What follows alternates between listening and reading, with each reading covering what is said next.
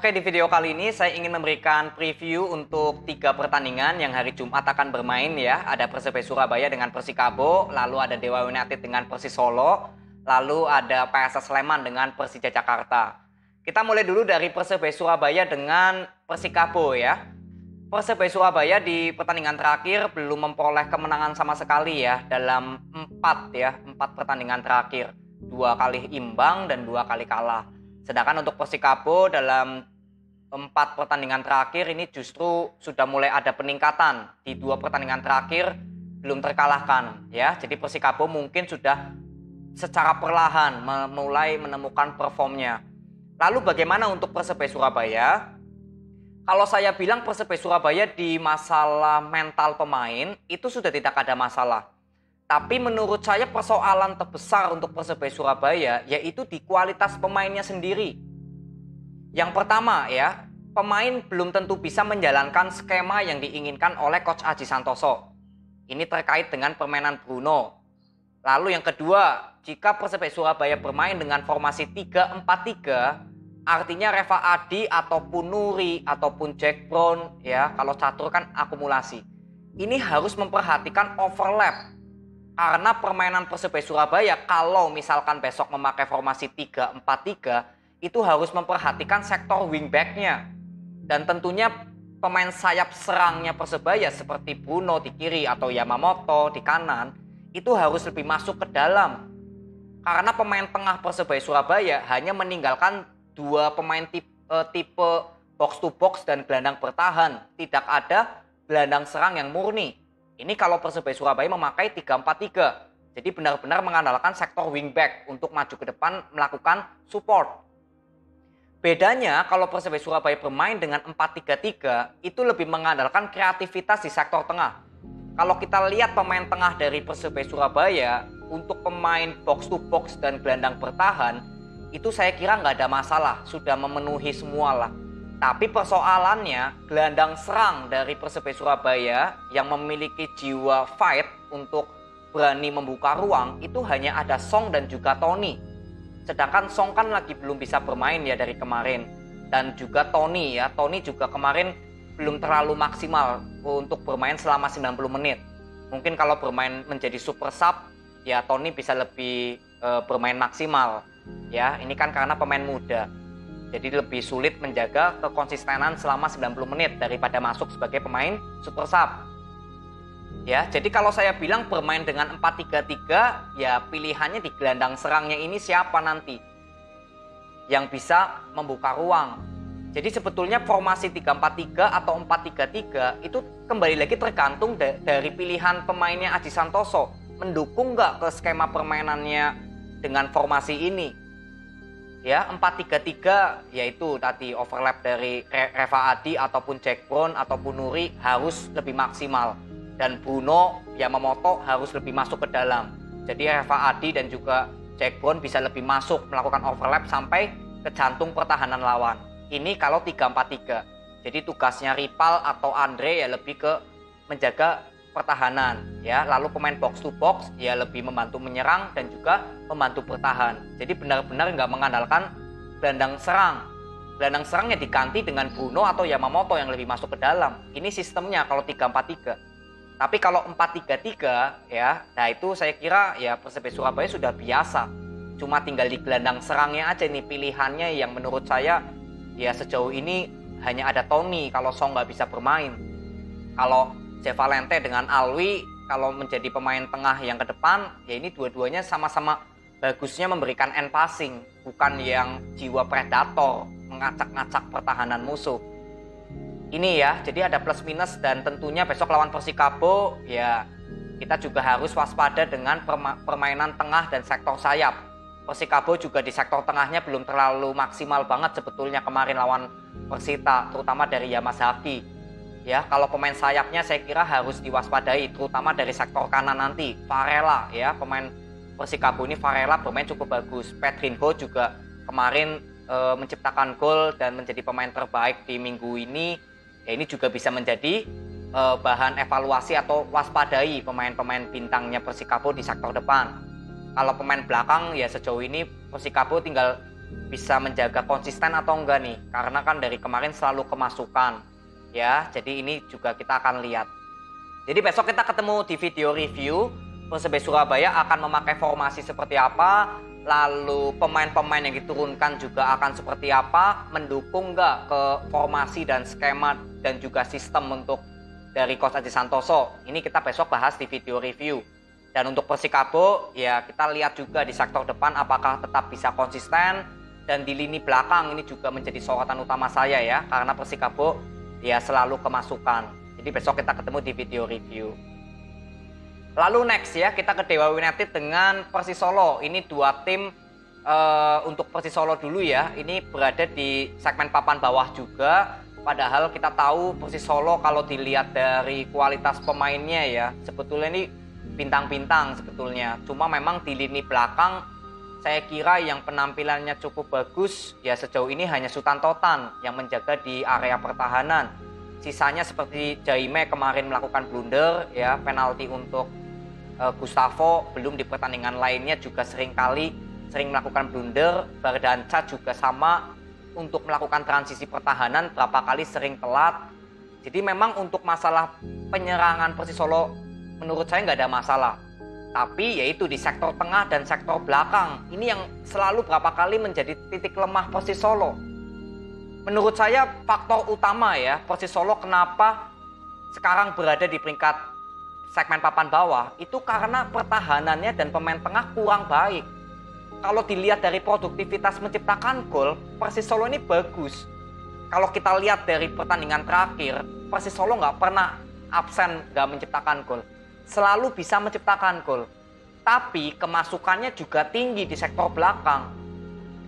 Ya, ini karena apa? Ya formasi yang dilakukan oleh Medina ya, menurut saya bahwa Persis Solo harus memperhatikan sektor tengahnya.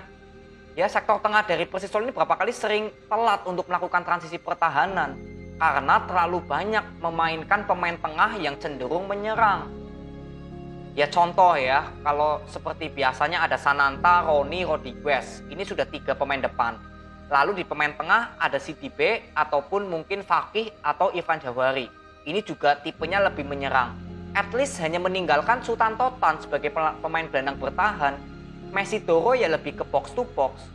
Gak terlalu fokus menyerang, tapi gak terlalu fokus juga bertahan. Jadi menurut saya ya, kalau Medina tetap mempertahankan formasi seperti ini, yang lebih memperhatikan menyerang daripada bertahan, gak seimbang, ya kita akan lihat sejauh mana Persis Solo bisa bangkit. Ya, kalau menurut saya harusnya Medina sudah melakukan evaluasi. Jangan hanya fokus di sektor depan, tapi sektor belakang juga sama. Kalau berbicara kualitas pemain belakang Persis Solo, ya mau gak ada yang bagus atau pemainnya ada yang bagus, kalau skemanya jelas ya saya kira nggak ada masalah dulu. Ini kan persoalannya Persis Solo selalu kemasukannya melalui counter attack atau permainan cepat dari tim musuh. Nah ini evaluasinya jelas harus menambahkan pemain untuk membantu pertahanan. Formasi 3-4-3 sejauh ini saya kira nggak terlalu produktif banget untuk Persis Solo di masalah pertahanan. Kalau masalah menyerang oke. Kalau bertahan ini loh yang berapa kali transisi pertahanannya selalu telat. Ini harus bisa menjadi evaluasi sebetulnya. Besok lawan Dewa United ya kita akan lihat. Dewa United ini ya menciptakan golnya produktif cukup bagus. Pertahanannya juga menurut saya cukup baik walaupun kemarin kalah lawan Bali United. Tapi so far ya untuk dilihat dari berbagai pertandingan ya Dewa United masih cukup bagus di sektor pertahanan. Sektor tengahnya juga bagus, sektor depan juga sama. Jadi seimbang gitu loh dari belakang tengah depan. Ya, jadi untuk Persis Solo besok lawan Dewa United, apalagi ini bermain sebagai tim tamu ya.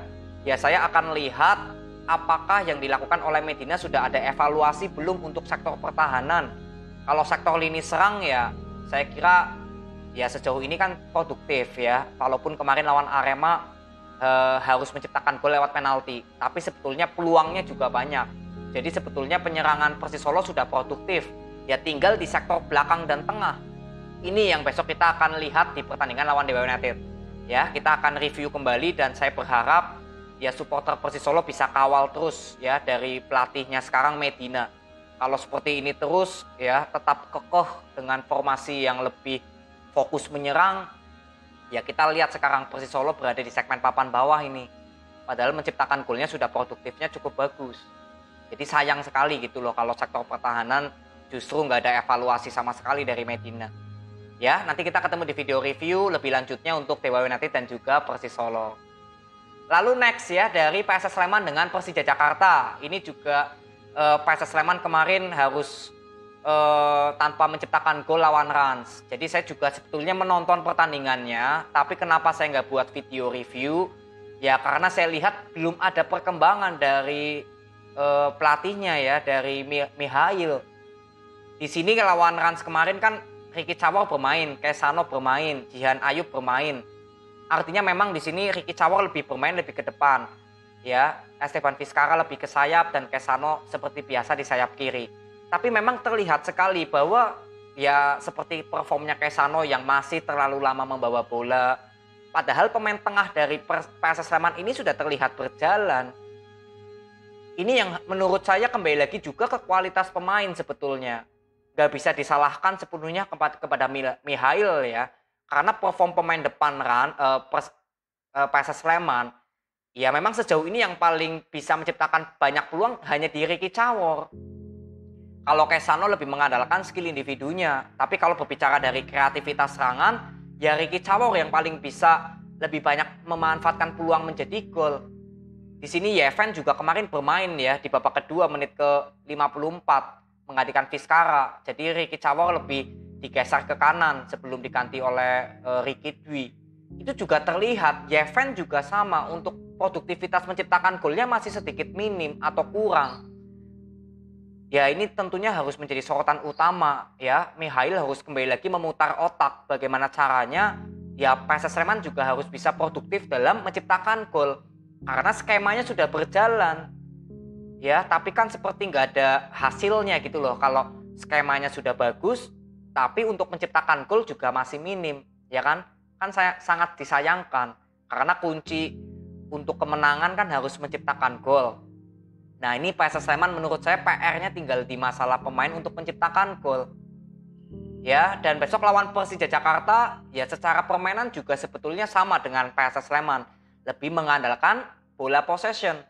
Dan PR-nya Persija Jakarta juga sama sebetulnya seperti PSS Sleman, yaitu dalam hal menciptakan gol. Memang kemarin menciptakan gol lewat Rio Matsumura lawan Persebaya ya. Itu gol yang cukup bagus, assist dari Witan. Tapi selebihnya setelah itu ya, dari berbagai peluang yang harusnya bisa diciptakan dari pemain Persija, justru selalu kandas saat Persebaya Surabaya bermain dengan 10 orang. Artinya ya kembali lagi ke masalah kualitas pemain. Jadi juga gak bisa disalahkan ke Thomas Doll juga. Ya, jadi sebetulnya pelatih dari PSS Sleman dengan Persija Jakarta ya, dari Mihail dengan Thomas Doll sebetulnya sudah baik, sudah bagus membentuk skema permainan untuk kedua tim. Dari pertahanan juga bagus, pemain tengah juga bagus. Sistem untuk penyerangan juga sudah mulai baik. Cuma ya kembali ke kualitas pemain ini yang menjadi pembeda ya untuk menciptakan gol dari peluang yang tercipta. Jadi di pertandingan besok sebetulnya untuk PSS Sleman dengan Persija, kalau berbicara dari skema permainan, ya kedua tim sejauh ini saya bilang sudah cukup bagus di skema permainannya. PSS Sleman dia di pemain tengahnya kuat, Persija Jakarta dengan formasi 3-4-3 juga cukup bagus, mengandalkan overlap dari Firza, Andika, dan Rio Fahmi. Ya tinggal di pemain depan ini, ya yang besok semakin banyak bisa menciptakan peluang ya, persentase menciptakan gol kemenangan juga ya akan diciptakan lebih banyak di tim tertentu. Nah ini yang besok kita akan lihat di pertandingan PSS Sleman dengan Persija Jakarta. Kalau misalkan peluangnya tetap minim di pertandingan besok, ya saya juga kalau membuat video review bingung juga membahas apa topiknya. Karena sejauh ini sebetulnya permasalahannya Sleman dengan Jakarta ya Persija ya hanya di pemain depan, di kualitas pemain udah. Ya, jadi nanti kita ya lihat hasilnya akan seperti apa, gaya permainannya akan seperti apa. Kalau misalkan memang cukup menarik ya, ada topik yang saya bisa bahas di review, saya pasti akan buat video reviewnya. Ya, tapi misalkan memang permainannya masih sama seperti pertandingan-pertandingan sebelumnya, ya tentunya saya buat video review juga bingung ya, topiknya mau bahas apa gitu. Ya, jadi nanti kita lihat dulu di pertandingan besok, apakah kita akan buat video reviewnya, ya tergantung dari pertemuan kedua tim besok. Ya, jadi ini aja, terima kasih, sampai ketemu di video berikutnya. See you.